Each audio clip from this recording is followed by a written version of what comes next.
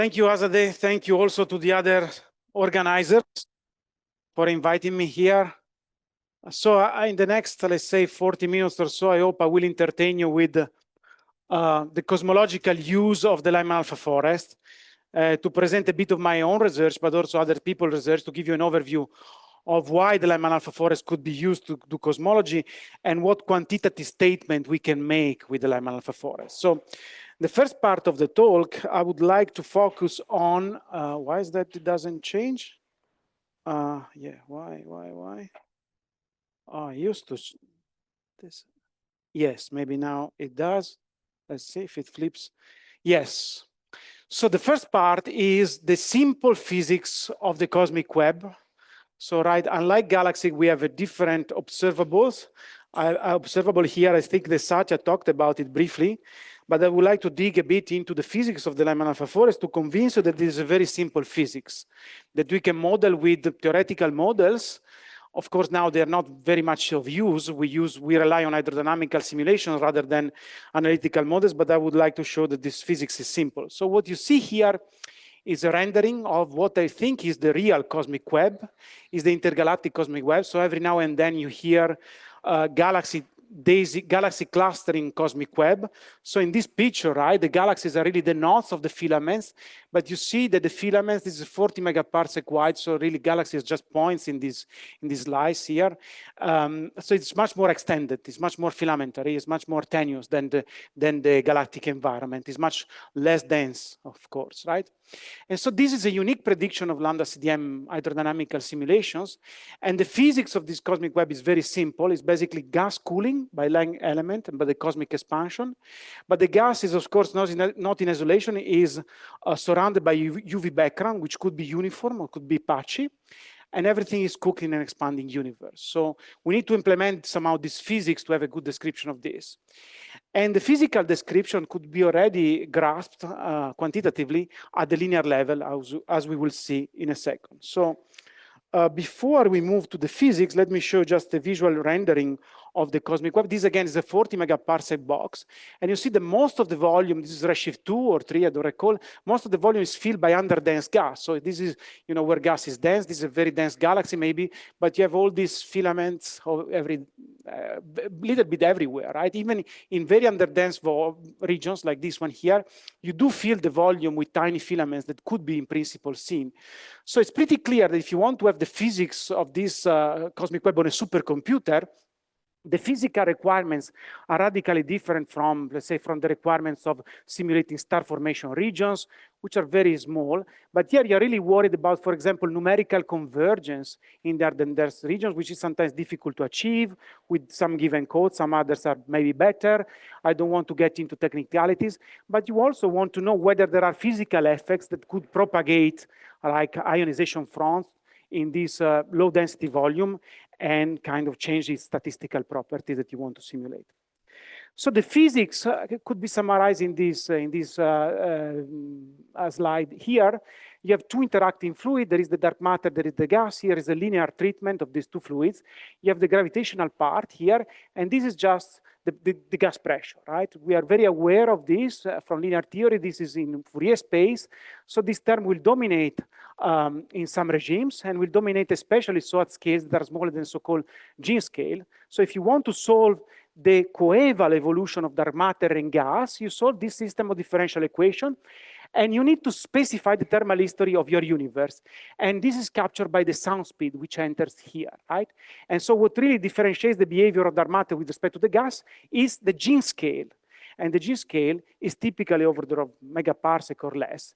And once you specify thermal history, it is set. So about 20 years ago, Nick Gneding and other people, I believe also Uroš used this code, there was an approximate code which is called HydroPM that was used to simulate the hydrodynamics of the gas. And it was incredibly efficient. And how do you do that? You study the motion of a gas element. This is the peculiar velocity of your fluid element. And there is the gravitational part, and there is the pressure part. You invent this new variable, which is basically the specific enthalpy, which takes contribution from both. And basically, you solve on a grid this equation here. And it's incredibly fast. You can get particle mesh simulation of your gas distribution within minutes on the supercomputer, and this was indeed the code that was used by the SDSS collaboration to infer neutrino masses, right? And so you might wonder whether this code is reliable or not, or if we have something better. So if you scrutinize analytically the system of equation, the exact solution is shown by this continuous and dotted line here. And what you have here is an approximate solution in which the temperature of the intergalactic medium, which again enters here, evolves adiabatically, which is an approximation, right? You let the universe thermal history cool down with the expansion of the universe. And if you do so, then the exact solution is very simple. It's just a filtered density dark matter field, right? And then you get the baryons.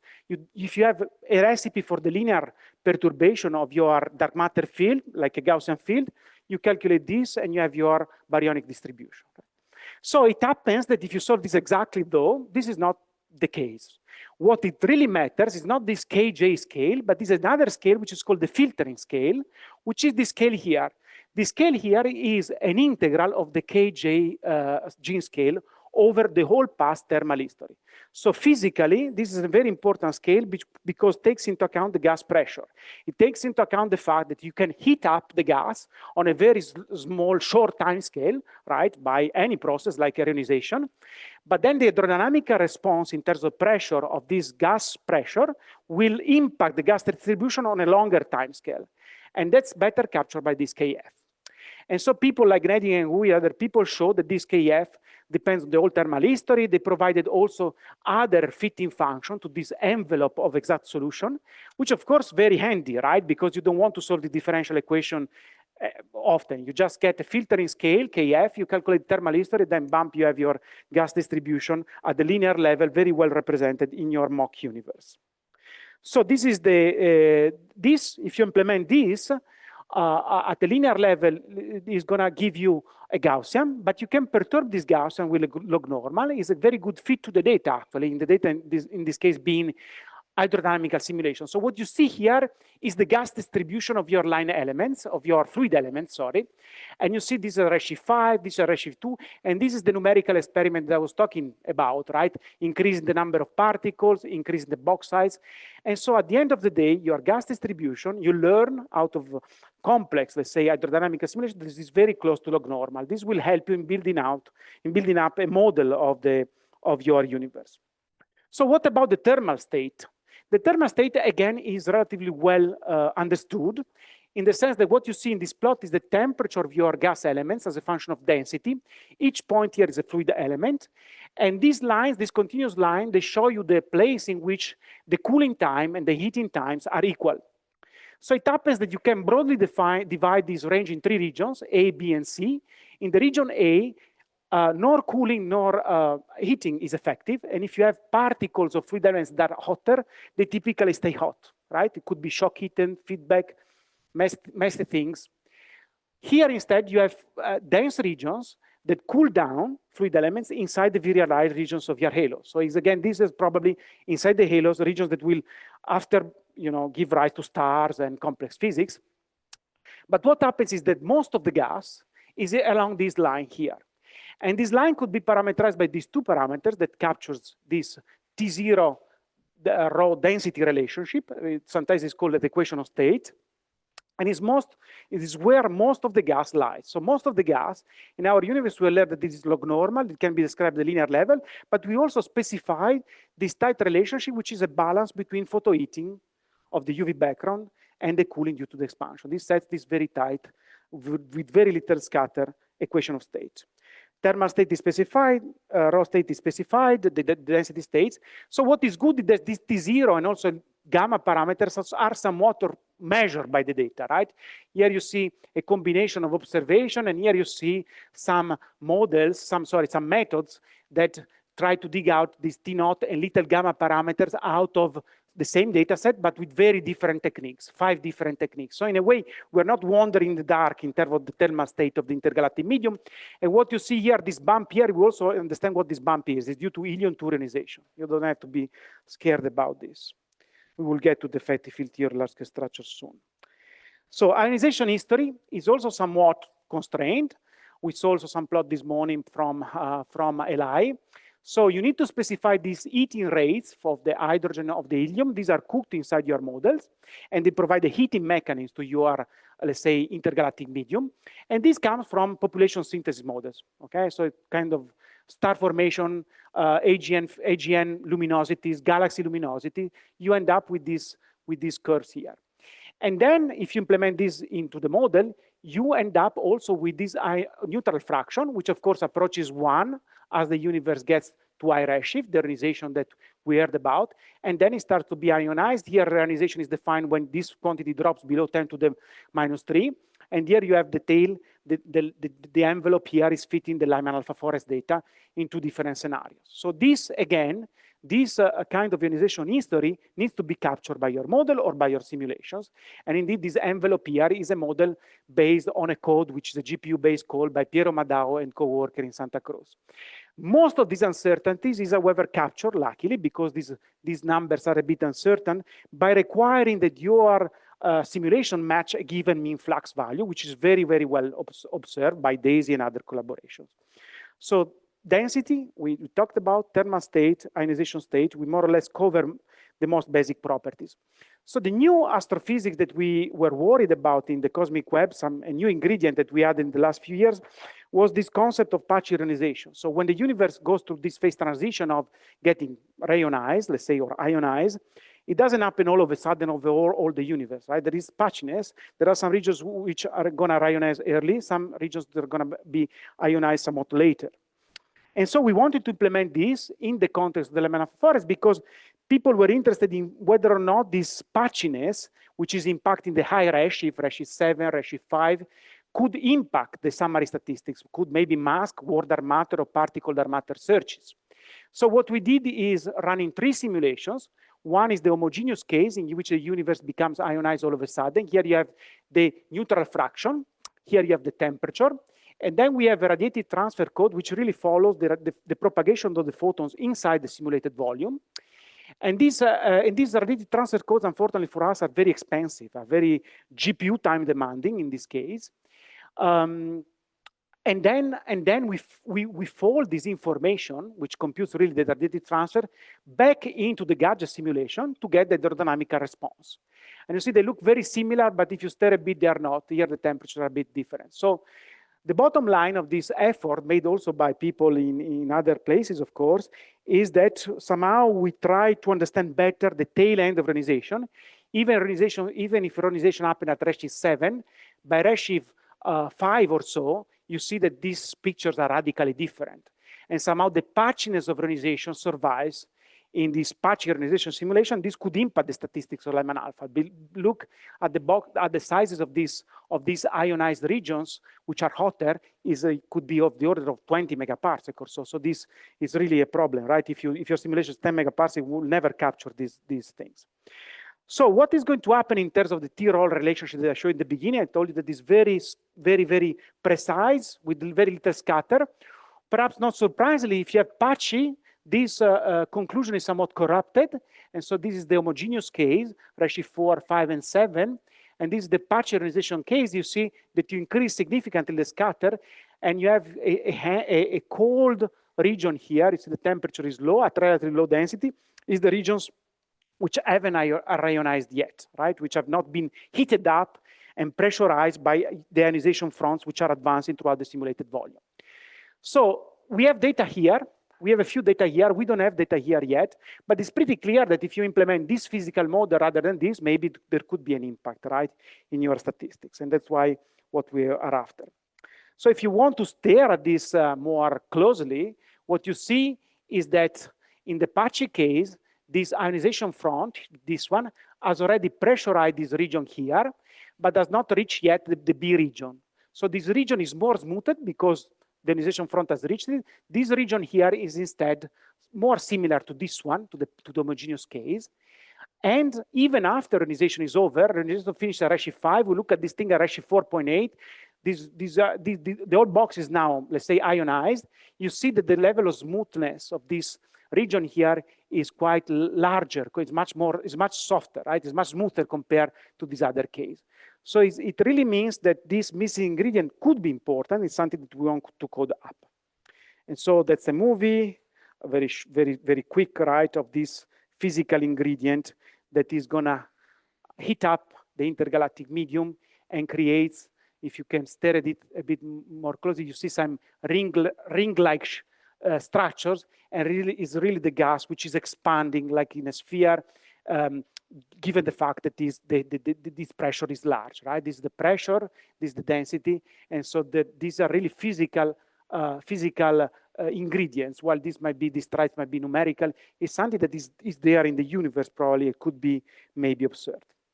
So let me give you a summary of the physical part. There is a physical model of the low density cosmic web. It could be semi-analytical. People use, however, simulations. The cosmic filaments trace the underlying dark matter potential above a scale, which is the filtering scale. We will see how these scales will enter later in the perturbation theory a bit. And then the thermal ionization history are reasonably constrained. The new actor in this movie is the patch ionization. Feedback effects like galactic winds, AGN feedback are supposed to be small because most of the volume is probed by this Lyman-alpha or is low density, let's say. And so it's quite difficult for small scale physics like galactic winds to propagate out to tens of megaparsec distance, right? There is no evidence for turbulence. This is data driven, is not theoretical as assumed. So the bottom line is that if we want to do physical, fundamental physics, any mechanisms which are either able to modify the thermal history, dump it in the intergalactic medium, or modify the power spectrum could in principle be testable by the cosmic web. How can you observe this? With the Lyman-alpha forest. And you know, it's the neutral hydrogen along the line of sight to a distant quasar. And you have Lyman-alpha scattering, which basically scatters the incoming photon in a given direction. So you really see absorption features that are, of course, correlated with the density. Okay, so here you have an absorption correlated with these three peaks, density peaks, which are blended together by the fact that these absorption features, they do have thermal broadening, and these are really VP void profile lines, in a way, lines that are widened by the void profile, by the thermal motions, and by the gas pressure, of course. And you also see the thickening of the forest. The level of absorption is increasing to high redshift. Why? Because the universe is being more and more neutral. It's getting more and more neutral, so the amount of neutral hydrogen is increasing, right? And so you have more and more absorption. So that's the bottom line, right? That's the idea, to get these 1D information skewers and cross-correlate the information between these skewers to get the cosmology, and to get somehow, either with perturbation theories, with simulation, the underlying dark matter field, and do cosmology on the dark matter field. So on the data side, we don't have to dig into this, but broadly speaking, the data could be divided in three sets: low resolution, DAISY, BOSS, SDSS3, EBOS, like spectra, many millions, probably, very soon, with signal to noise property that's rather low, medium resolution, and high resolution. So three different sets of data. This one addresses the small scales more effectively, like word dark matter. This is the intermediate scales. This is the large scale. So this is cosmology, geometry, BAO, neutrino constraints. This is to constrain the thermal history. This is to constrain the word dark matter, dark matter interactions with dark radiations of baryons or whatever model that impacts more the small scales. So we do have a modeling of the 3D flux power. The modeling at the linear level reads like this: is the Kaiser term, the 3 level, right? You do have the linear power spectrum. This is a term that which we'll address later, is to give the nonlinear correction. And these are the bias terms, B and beta, as usual. This is the linear tracer of the flux, is flux fluctuations. And at the linear order, we read like this. There is the velocity gradient bias, there is the density bias, and this is, of course, eta is the peculiar velocity gradient. And this is at the linear level, right? Beta is a bit different from the one that we derive with galaxies, because it also feels, of course, this, the bias, the velocity gradient, which is not one, unlike galaxies. And so you can also look at this paper for analytic understanding of bias. You can also look at the nice review of Vincent and other people to look at the, the generic form of this beyond linear order. So now we want to do this at the nonlinear level. And people invented, Pat McDonald and then myself with Arigno Prats something like 10 years ago, we came up with this formula. And this formula, I like it a lot because it's very physical, right? Basically, this D here takes this expression in which you have a KNL which parameterizes the onset of nonlinearity. a Kp, which is related to the filtering scale that I talked about in the beginning, so it's very, very physical, right? And this Kv is related to thermal broadening and Redshift space distortion. So clearly this term here will depend on the 1D, right? Even though the dependence here is 3D, but I can talk about it later if you wish. But basically this term here has 1, 2, 6 parameters plus B and beta. You have 8 parameter fit, and you fit the power spectrum reasonably well. So we found that this formula is slightly better because it has the right asymptotic behavior at large scale when K becomes small. In most of the cases, we put Q2 to this is the nonlinear part, right? What describes the nonlinearity. We set Q2 to 0, and it was a good fit to the data simulations in that case. And then this is the velocity, thermal broadening, this is the pressure term, which is very similar to this, but with somewhat fewer parameters. So this is the formula that is applied, I believe, also by the DESY collaboration, right? 6 parameters rather than 8.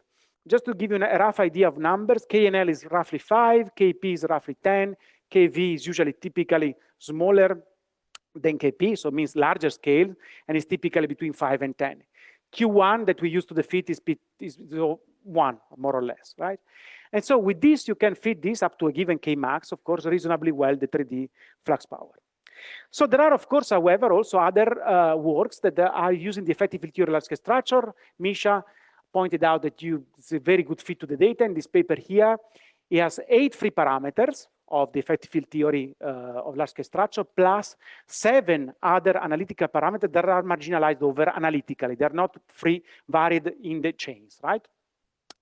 What's new in this business?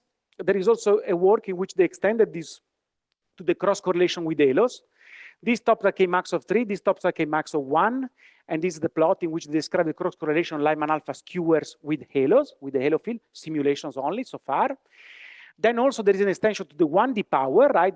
Maybe I forgot to say this, but the 1D is an integral of the 3D, and it has been used to provide very tight constraints on fraction and mass of primordial black holes, and also other extension on 3D flux power from other techniques that exploits mixed estimators in real and in configuration and Fourier space.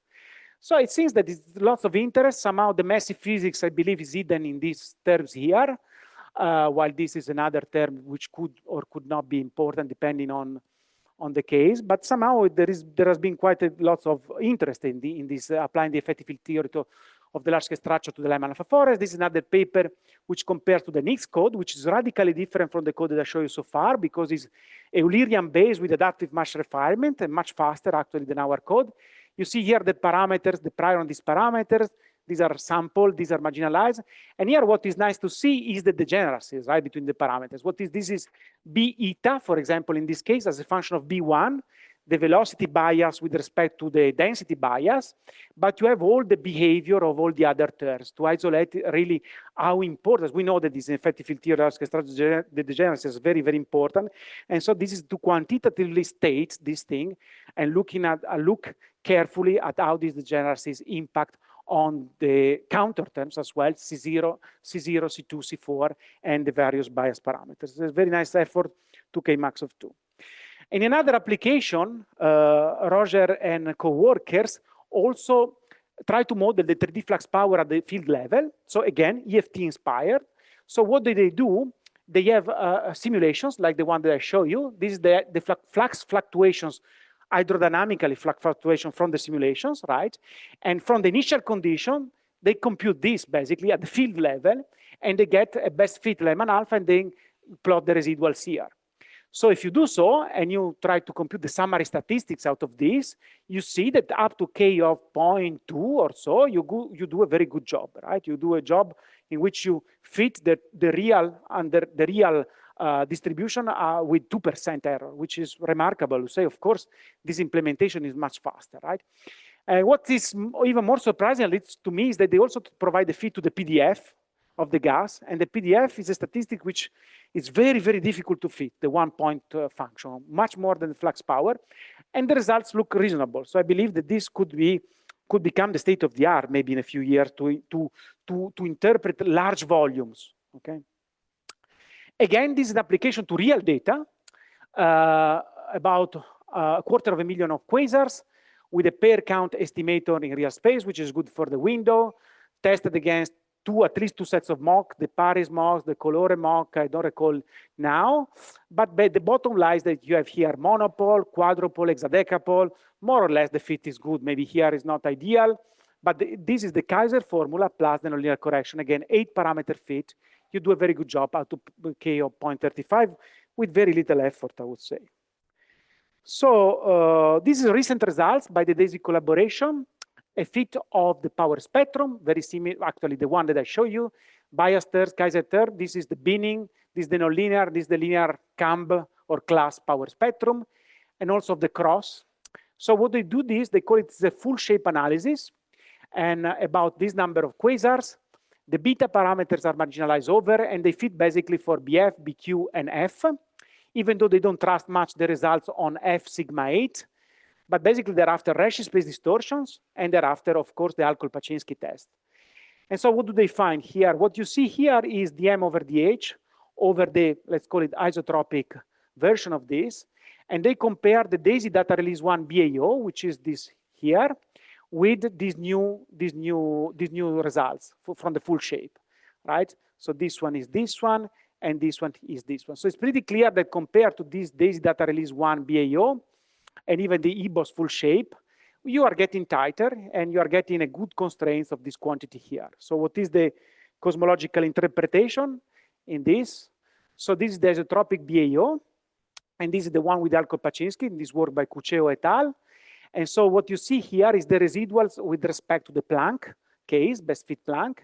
And so the envelope here, well, the points are the data points, of course, and the envelope is two different models with W0, WA, which have DAISY year 5 supernova plus CMB, and this one is DAISY year 2 BAO plus CMB. And so you see that here the Lyman-alpha points, the isotropic BAO from the Lyman-alpha points is not very much constraining, but if you look at here, it's very interesting because once you add to this data point, which is this one, the AP information, Alcol-Paczynski information, you squeeze quite a bit, then they have another version of the data in which this error bar is even more, let's say, slightly tighter. So they improve by quite a bit compared to the isotropic case. And what's interesting that if this W0, WA model is correct, at the redshifts of the forest, you tend to be a bit below, right, of 2.5%, and the error bar starts to be, could discriminate maybe between the two. We are at the level of 1.7%, while this effect probably is of the order 2.5%. But the projection for DAISY year 5 is that this error bar should shrink to 0.3%. So you can use BAO, Alcol-Paczynski BAO, let's call it this way, to get constraints on W0, WA. And also in this paper, they put the constraints on the upper limit on the mass of the neutrinos, which of course impacted by the Lyman-alpha Alcol-Paczynski. So geometry we addressed, mainly DAISY-like. For the particle physics searches, we need somewhat higher resolution, right? We need a different sets of data. And maybe it's a busy plot, but basically the questions could be the neutrino free streaming. This is the power, this is the toy example, right? Power spectrum of neutrinos with respect to the case in which neutrinos are present but massless. You have this free streaming. You could have baryonic effects like this. You could have primordial magnetic fields that typically create a bump of power. You could have PBH that typically have an isocurvature component.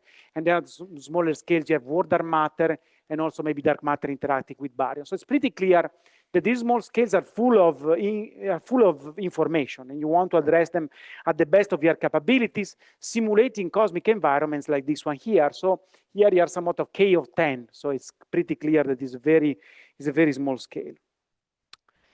And so what do? We work in the context of summary statistics, and what you see here is actually our simulated power spectrum 1D, rather than the matter power spectrum. And you see there are models that produce increase of power, colder models, but there are also models that produce suppression of power, warder matter models, or models that are change the redshift organization, include or not include the patchiness, change NS, sigma 8, and things like that. So at the end of the day, you are left with many parameters to vary. You are in a multidimensional space, and you want to implement all of these models, and many more actually. You inflate the parameter space by post-processing your simulation to get to know all the possible behaviors of this curve. And the statistical error of your observable is within, let's say, a few percent. So it's pretty clear that some of these models could be ruled out, some other instead are standing. So I talked about the patchiness What is patchiness provided? This is somewhat the new thing. Patchiness is providing to the power spectrum a boost at large scales, which are not observable in our data, but DAISY is going to address this scale. That's an independent way to constrain reionization, if you wish, even when reionization is over. Our data are here, and here they produce a slight suppression of power. We know very well physically what is causing this and what is causing this, of course, and we want to address this. Just to let you know that there are models by Ivanov and other people that address neutrino self-interactions through this effective parameter GF. And so in an earlier paper in 2024, there was a hint of a 2 sigma detection. And now this hint went away. You see these posteriors on GF are quite prior dominated, I would say, and much smaller than 10 to the minus 2, which is this here. And what has changed in this year? The data are still the same. What has changed is basically that there is a new simulation suite, which is lambda CDM based, however, that has been used in order to interpret the data. So this just to make the point that, of course, this science is very interesting, very, very, of course, relevant. There is a bit of scale dependence on the models in this range probed by the data. But still, the way in which you interface this data with the suite of simulation is simulation dependent, right? This PRIA simulation is by a colleague of mine, it's not by me, but is somebody that I trust, somehow tends to impact on this result, maybe because of it's different. So word dark matter, right? I guess we know what word dark matter is in the sense that at least at the theoretical particle physics point of view, we just have cold dark matter, which is thermal velocities. In a way, we expect to have a cutoff also in lambda CDM, but somehow the thermal cutoff of word dark matter happens to be at the scales of the forest, right? And so what this is in collaboration with VDIRSIC, and you see that what word dark matter does in terms of our summary statistics to suppress power, and as is plateauing like here, we know the reason for this is due most likely to peculiar velocities, and depending on the mass, the shape, the position and amplitude of this cutoff is going to change, right? Of course, you have to confront this with the other scales that are at play, the thermal broadening. So hotter medium will push hotter medium will create less power, a colder medium more power. This is just the instantaneous, let's say, if you wish, thermal broadening. But as I said, there is also the gas pressure. So you want to, again, simulate all of this into your MCMC pipeline and marginalize over this. So when I quote word dark matter numbers, for those of you who like numbers, I would like to remind you that these are numbers which have been obtained by marginalizing over some thermal histories, most of the thermal history, which we think are physically relevant. So let me show you the data. The data are a bit different from the one that I showed before because we are at high redshift, 4.2 and 5. We like the redshift regime, maybe it's closer to linearity. You see that there is a reasonably good model, which is the lambda CDM model, which passes through the data reasonably well. The chi-square, reduced chi-square is reasonable. And there is a tendency at small scale to be somewhat below these data points, which could be of interest later. So what are the limits? This is 1 over the mass over the total injected heat, gas pressure, fundamental physics, astrophysics, 1 sigma and 2 sigma contour. This is the upper limit, 2 sigma. And if you include or you don't include patchiness, the contour shifts slightly, but it doesn't extend in this direction much, which is of course a result.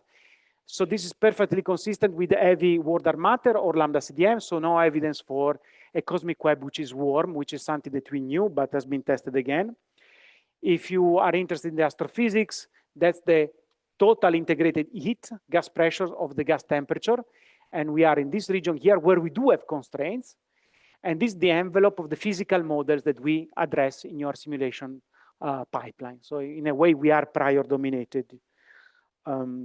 So we are not the only ones in the business, right? There are people doing gravitational imaging, Milky Way satellite, flux ratios, stellar streams.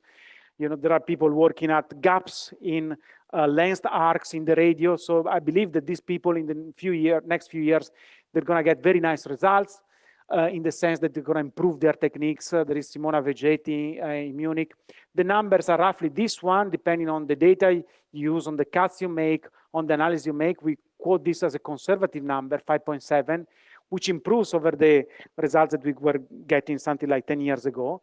But then if you are really conservative, you marginalize over the noise, then you can go down to maybe 3.9 kV, which is of course a number meaningful only to some extent, right? Because you might wonder maybe there is very little difference between 5 and 10, and that's perfectly consistent, of course, with colder matter. At the end, this is really consistent with colder matter. So what is interesting, the thing that Francesco and other people were talking about this morning, that you can compromise a bit and say, okay, I open the parameter space of the fraction. So you have mass and fraction. And so here is, again, the thermal relic, but this is the envelope of color. So this is color dark matter over colder matter as a function of scale. And this is the envelope of several models. And these color models are accepted by the data. So you see that, for example, if you have a mass of 4.8 kV with a fraction of 80%, it is accepted by the data. This shape is accepted by the data, while others might not be. But if you have this case here, 1 kV, then you are accepted by the data only if the fraction of this dark matter, very light dark matter, is of the order of 20% or less. So just to give you an example, if you want numbers are this one, which they reiterate the point that if you are at 4 kV and you ask yourself what is the maximum fraction that I can allow, is, let's say, something like 60, between 60 and 80%, depending a bit on the data manipulation, on the data that you're using, and things like that. And we provided this function here. And these are numbers that are of interest. Also, at some point, we would like to bring the galaxy clustering in, right? It's going to be useful. But all this pipeline is not EFT based. All this pipeline is MCMC based at very small scales. So in principle, maybe with DAISY data, you can obtain similar numbers because you are at larger scales, but the error bars are much, much smaller because you have many, many more quasars. Maybe I can skip this. Yeah, let's skip this. So it's nice, but maybe boring. No, it's a nice plot, but I don't know, it's a small scale behavior, but not. So, but let me tell you the summary of this part. The low density cosmic web as seen in the hierarchy of Lyman-alpha allows to constrain particle physics property. Dark matter is in this ballpark. Dark matter fraction is this below 20%, but depends on mass. You can have a higher fraction if the mass is higher. Relatively cold, no sign of neutrino interactions, unfortunately, at least according to the paper by these AFT guys.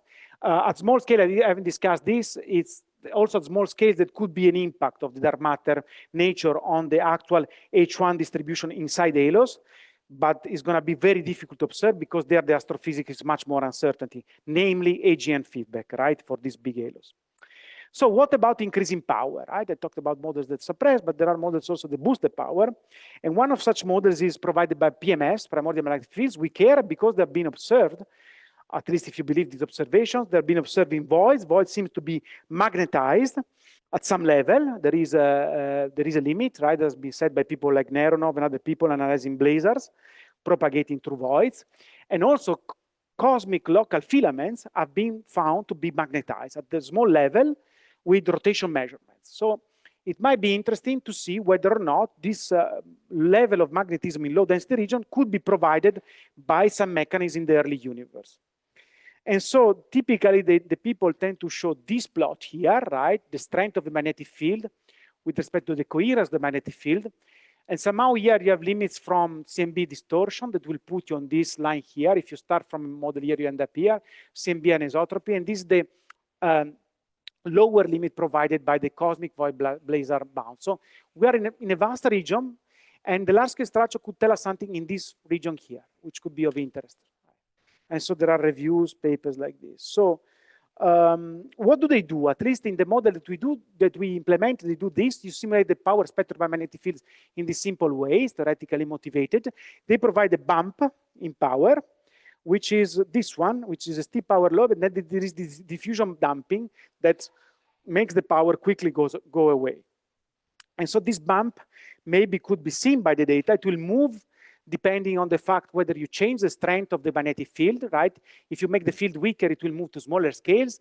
And also you can change the slope of this power law. Typically the use values are around -3 scale invariant, or around around 1, I think, I don't recall now. But then there is a theory, a linear theory for this, right? So if you don't believe these results here of this bump here are well established in the literature, could be derived easily from linear theory. So what happens is that you have a so-called source term which is due to the Lorentz force. This is the pressure, this is the gravitational potential, and this Lorentz term basically is affecting the baryons. Why the baryons? Well, the baryons, they're coupled to they're like in a plasma. Even there could be free electrons, like there are free electrons, even the universe is neutral. There are free electrons, and so effectively, in some regimes, you can couple the magnetic fields to the baryonic field, and you solve these equations. At the linear level, you solve them, and people did that. It's a bit long, but that's the differential equations in the presence of the source term here. This has been solved, and what I call the power spectrum of the primordial magnetic field is really proportional basically to this source term that you find in these coupled differential equations. So what do you find? You find that basically the baryons, the time evolution, this is the time evolution of perturbations normalized by the source term. The scale dependency is hidden in this term here as a function of time. The baryons evolve differently from dark matter. If you allow this magnetization to play a role to affect the baryons, then the baryon will have slightly more fluctuations, and then the dark matter is somewhat lagging behind, and eventually as time goes by, the two perturbations will catch each other. This linear theory. Another interesting thing is that if you plot the ratio of perturbation, delta baryons over delta cold dark matter, let's say, you start from this situation here, boosted perturbation in the baryons at very early times after a combination. And then, of course, you end up slowly to the cosmic mean. This is the ratio of the two. But also, you can compare this magnetization, this magnetized part with respect to the gravitational potential. And you learn that after redshift 100, which is here, this is above unity. So it means that if you start your simulation at after redshift 100, as we're going to do, you can neglect magnetodynamics. You can just put two fluids with two different power spectra with slightly more power in the baryonic component and let the two evolve and see what happens. Okay. There are some equations to be solved to get the bump, but there are also nice papers to discuss about this. How much time do we have left? 0? Perfect. So we started the simulation, right, with this modified initial condition, which the baryons do have slightly extra power, according to the Lorentz force. And we let the simulation evolve from redshift 10 down to redshift 0. And you learn, perhaps not surprisingly, that in the simulation with extra power, you tend to form slightly more stars at high redshift. So we were very excited, right? Because, of course, this goes in the direction of reproducing somehow the results of the JWST. Of course, you impact also the mass function. You tend to boost the halos of masses around 10 to the 9, 10 to the 10, by a factor of 2 also at redshift 10, let's say. You have more halos of this kind because the power spectrum is impacted, and of course also the mass function.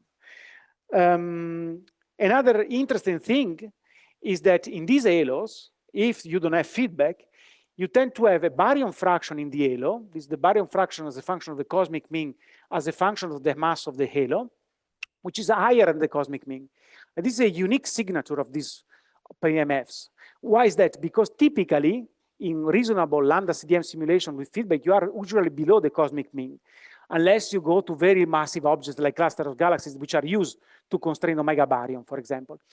But if you have feedback, you tend to evacuate baryons. Instead, in this case, at redshift 10, a bit less at redshift 6, you tend to have more baryons than the cosmic mean. Of course, this is interesting, very nice, could be observable. It's very difficult to measure baryon fraction in galaxies at redshift 10 and 6, even though, who knows.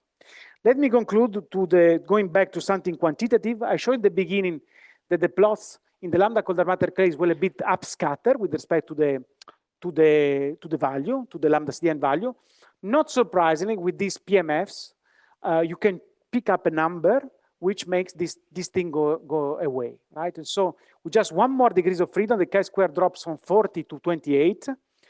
Is it PMFs? We don't know, but we are wondering a lot about these last few data points. We think about metals that could contaminate this. It doesn't seem to play a role. Noise of your spectra could play a role, and we're investigating this. But still is intriguing that these just 3 points here of the Lyman-alpha forest are providing a hint of a detection at the level of 0.2 nanogauss. You can also be conservative, say, I don't want to model this point, I throw them away, and then rather than having a bump, rather than have a peak in the posterior, you do have, you go from this posterior, you see, with this 0.2 nanogauss, you go to this blue, which is an upper limit of 0.3. So still, if you are very conservative, you get a limit of 0.3, which is very competitive with CMB. I think it's even better than CMB. But as far as I remember, even though there are papers by Adamski, Tom Abel, they are simulating really the CMB plasma, right? Really, at the recombination, the plasma, and they get limits of 0.1 nanogauss, even though with a different NB. So it's a very, in a way, PMS are new physics. I'm concluded. I haven't talked about IgM as calorimeter. You dump heat, right? An example of this model is the dark photon. Might not exist, is just maybe a poor motivation under the data-driven approach, but theoretically is a very simple candidate. You place it there and could heat up the intergalactic medium. We provided some numbers. In this case, you have to use the low redshift Lyman-alpha forest, but still it's another, in a way, constraining the thermal history of your intergalactic medium from high redshift to low redshift allows you also to compute all the extra heating provided by non-astrophysical sources, like those of fundamental physics. Thank you. I'm done.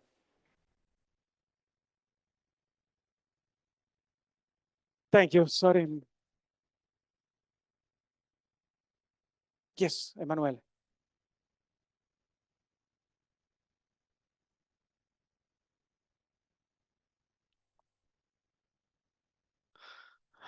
Yes, provided we, yes.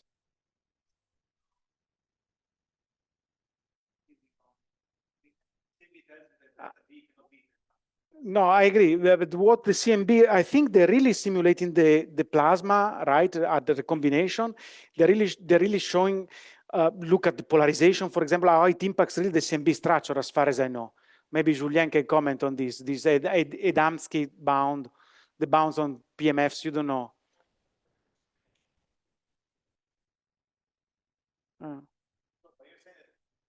According to linear, yes, but wait a second. Yes, but wait a second. In this case, no. So here we start from here and we look afterwards, right? Why do we do this? Because the MHD is very expensive, and so we don't have, even though we have one MHD simulator, we start only with the gravity part. In this case here, you should probably have all the MHD effects, nonlinear effect, diffusion damping, all these things. And so that this might be more difficult. Indeed, that's why what is doing with Tom Abel, simulating really the plasma at recombination.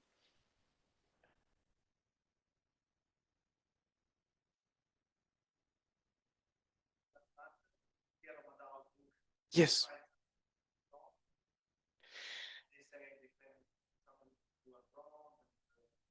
No, I think that I even show a paper. That's true. That's true. And we compared, and I think that, let me see if I have it here. Yes, they got somewhat weaker. Okay, so they have a detection. You're right.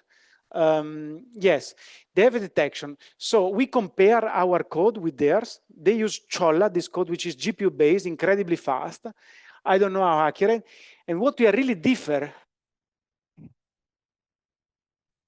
Yeah, what we are really different is really this part here. Here we plateau like, while they go a bit down, and so it's really the few last data points that are driving which they present very conservatively, right? We say we don't trust these points. If we don't trust them, the limit is something like 3.5 kV rather than 5. We never track down what they also have a different way of implementing the thermal history, right?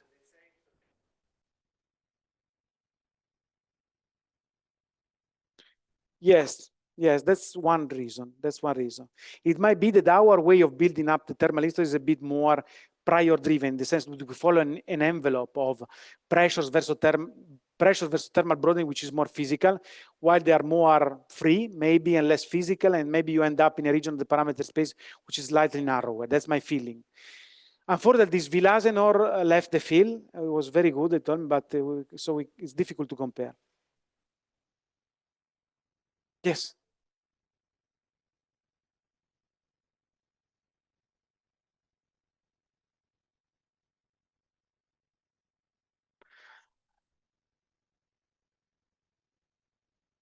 I think there are works, yes, maybe cross-correlate with also some CMB information. But you're right. These fluctuations here, for example, are very large scales, right? So they should impact somehow. These one are somewhat smaller scales due to the thermal broadening of regions that have just been heated up. But I think there are works that address cross correlation of this with KZ or things that could maybe really get a hint of the patchiness. Yes. Exactly. Exactly. Yeah. Elisa? Yeah.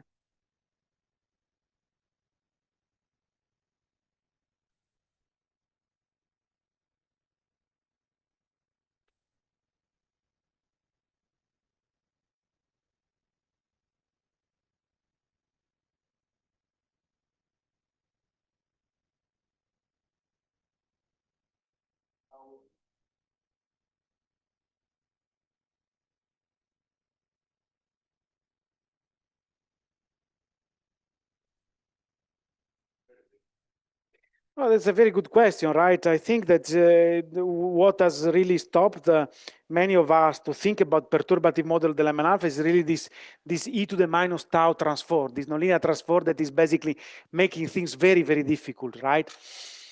Somehow the results that people are showing are reasonable. They are not, strange. Look at this thing here. This is a very simple model. It's not perturbative. It's physically driven. You have some parameters, few parameters that allows you to describe the shape very well of the power spectrum. The FT has even more parameters. So, right, then the question, as you know this thing better than I do, is really to inform your EFT model with priors that are physically meaningful, right, to break the many degeneracies. I suspect that that's the way to go. And I think that you arrive maybe to Kmax of 2 is already a lot, or 3 or 4 or 5, then it's up to you. You need to test this against simulation mocks, the Kmax to stop. But in a way, I'm pleased to see that it seems to work. I haven't fully digged into EFT models myself, but the work of several people is going the direction that this seems to be. It helps also that you are somewhat high redshift compared to other tracers, so you gain a bit there, and yeah, something to experiment to work on.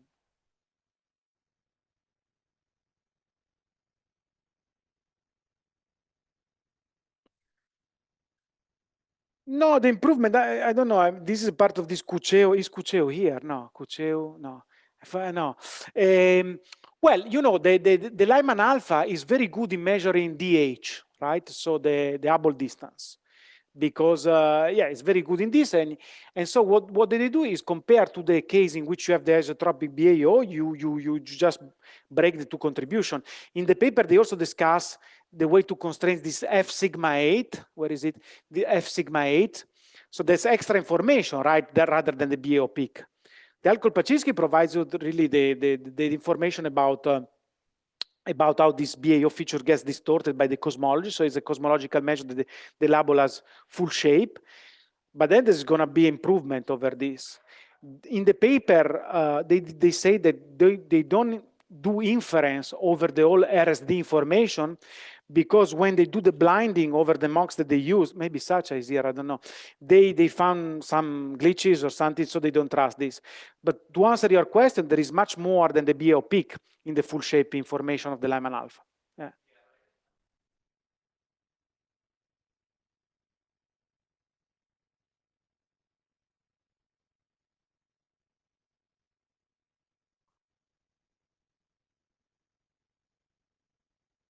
Yes, yes, I agree.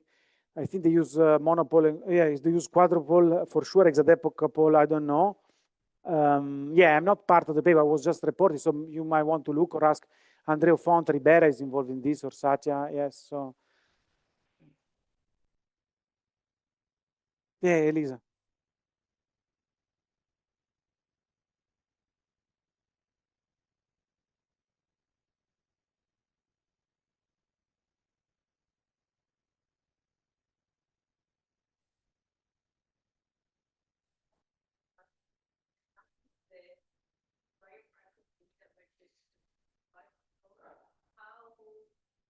So That's good. Yeah, here you are redshift 10, here you are redshift 6. Had I plotted redshift 4, it would have been washed out. So to answer the question, redshift 4, below redshift 4, this effect is over. Yeah, but let me tell you another thing. If you put here now feedback, which could be up at high redshift, right? We do have evidence of outflows also, AGN activities from JWST. These differences are washed out, unfortunately. Okay, so the feedback is kind of erasing this simple information. Yeah.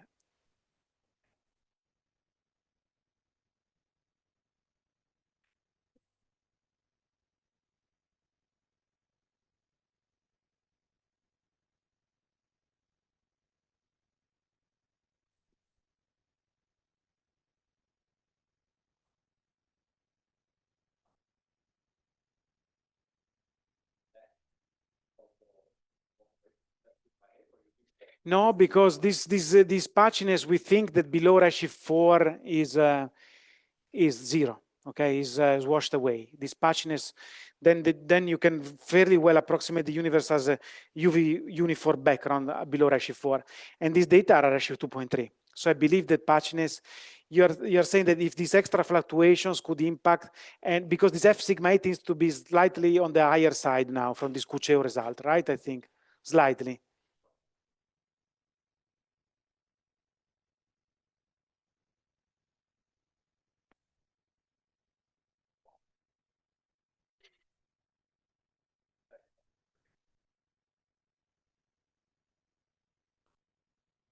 I think, no, I don't think this. I think also there are papers by Andreo addressing this, Andrew Ponce, and the effect of patchiness and the correlation function at large scale. So I believe that was not very important. It was more important for intense mapping, I think, but not for Lyman-alpha. Yeah. But this, maybe I'll look again to the paper. Yeah. Yeah.